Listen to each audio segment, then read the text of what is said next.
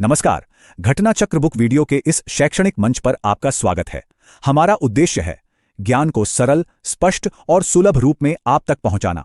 आइए आरंभ करते हैं अध्ययन और सफलता की इस यात्रा को। नमस्कार। आज हम एक बहुत ही दिलचस्प पहेली सुलझाने वाले हैं। हम भारत की दुनिया में भूमिका के 3 ऐसे पहलू देखेंगे जो सच कहूं तो पहली नजर में बिल्कुल भी जुड़े हुए नहीं लगते। तो चलिए शुरू करते हैं। हाँ, मुझे पता है ये सुनने में थोड़ा अजीब लग रहा होगा, है ना?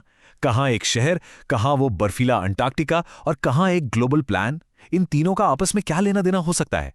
पर मेरे साथ बने रहिए, क्योंकि जब तक हम इस चर्चा के आखिर तक पहुंचेंगे ये सारी कड़ियां जुड़ जाएंगी और एक बहुत ही कमाल की तस्वीर सामने आएगी। तो चलिए अपनी इस कहानी का पहला हिस्सा शुरू करते हैं और इसकी शुरुआत होती है भारत के एक शहर से, जिसे हाल ही में दुनिया भर में एक बहुत ही खास पहचान मिली है।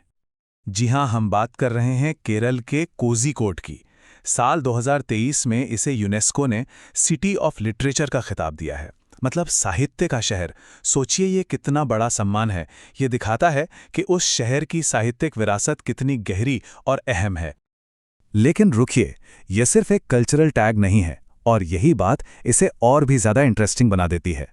देखिए, यूनेस्को के इस नेटवर्क यूसीसीएन के हिस्सा बनने का मतलब ये है कि कोई शहर मान रहा है कि उसकी तरक्की के लिए, उसके सस्टेनेबल डेवलपमेंट के लिए क्रिएटिविटी और कल्चर बहुत ज़रूरी है।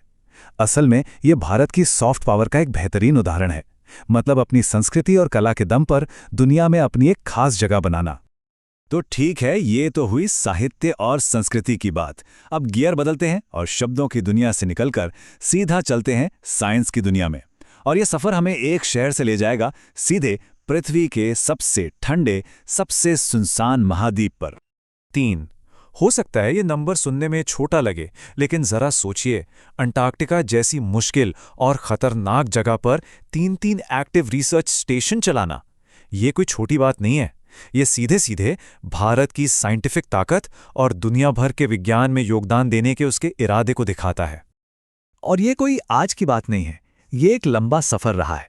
देखिए, 80 के दशक में दक्षिण गंगोत्री से शुरुआत हुई, फिर 90 में मैत्री बना और फिर 2010 के बाद एकदम मॉडर्न स्टेशन भारती शुरू हुआ। तो ये दशकों की मेहनत है, एक लगातार चलने वाली वैज्ञानिक यात्रा। और इसी वजह से आज जब क्लाइमेट चेंज जैसे बड़े ग्लोबल मुद्दों की बात होती है तो भारत को एक अहम साइंटिफिक पार्टनर के तौर पर देखा जाता है। तो अब तक हमने 2 अलग अलग कड़ियों को देखा, एक संस्कृति और दूसरा विज्ञान। चलिए अब कैनवस को और बड़ा करते हैं। अब देखते हैं कि ये सब मिलकर पूरी धरती के प्रति हमारी जो एक साझा जिम्मेदारी है उससे कैसे जुड़ता है। एजेंडा 21 नाम से ही जाहिर है 21वीं सदी का एजेंडा। अब ये कोई सख्त कानून नहीं है जिसे मानना ही पड़ेगा, नहीं, ये असल में एक एक्शन प्लान है, एक गाइडबुक है जो दुनिया के देशों को ये बताती है कि कैसे तरक्की भी करें और अपने पर्यावरण को भी बचाएं। इसकी कहानी शुरू होती है 1992 में। ब्राजील के शहर रियो डी जेनेरियो में एक बहुत बड़ी कॉन्फ्रेंस हुई थी जिसे अर्थ समिट कहते हैं। वहीं पे इसका जन्म हुआ। मकसद बस एक ही था, दुनिया को एक ऐसा रोड मैप देना जिससे डेवलपमेंट भी ना रुके और हमारा एनवायरनमेंट भी बचा रहे। और जैसा मैंने कहा, ये एक वॉलंटरी प्लान है, मतलब देश अपनी मर्जी से इस पर काम करते हैं। अब इस चीज को समझने के लिए इन 2 बातों को देखिए। एक तरफ है अर्थ ओवरशूट डे। ये वो दिन होता है जब हम उस साल के लिए धरती के सारे रिसोर्स इस्तेमाल कर चुके होते हैं, मतलब हम कर्ज में जी रहे हैं। ये एक अलार्म है। और दूसरी तरफ है एजेंडा 21 जैसी प्लानिंग, जो हमें इस बड़ी प्रॉब्लम से बाहर निकलने का रास्ता दिखाती है।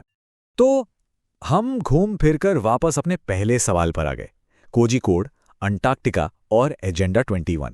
चलिए अब इन तीनों धागों को पकड़कर एक साथ पिरोते हैं और देखते हैं कि क्या तस्वीर बनती है। तो कनेक्शन ये है, ये तीनों अलग अलग चीजें असल में एक ही कहानी बता रही हैं, और वो कहानी है दुनिया के मंच पर भारत के बढ़ते कद की। कोझिकोड का यूनेस्को टाइटल दिखाता है कि भारत अपनी संस्कृति को दुनिया तक पहुंचा रहा है। अंटार्कटिका के स्टेशंस दिखाते हैं कि वो विज्ञान में दुनिया के साथ कंधे से कंधा मिलाकर चल रहा है। और एजेंडा 21 जैसे प्लान्स में शामिल होना ये दिखाता है कि वो पर्यावरण को लेकर अपनी ग्लोबल जिम्मेदारी को भी समझता है।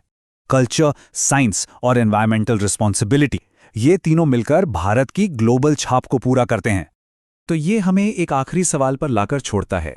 हमने देखा कि संस्कृति, विज्ञान और पर्यावरण, इन तीनों ही फील्ड्स में भारत आगे बढ़ रहा है। पर सोचने वाली बात यह है कि ग्लोबल स्टेज पर भारत का अगला बड़ा कदम इनमें से किस क्षेत्र में होगा, या फिर कोई नया ही क्षेत्र सामने आएगा।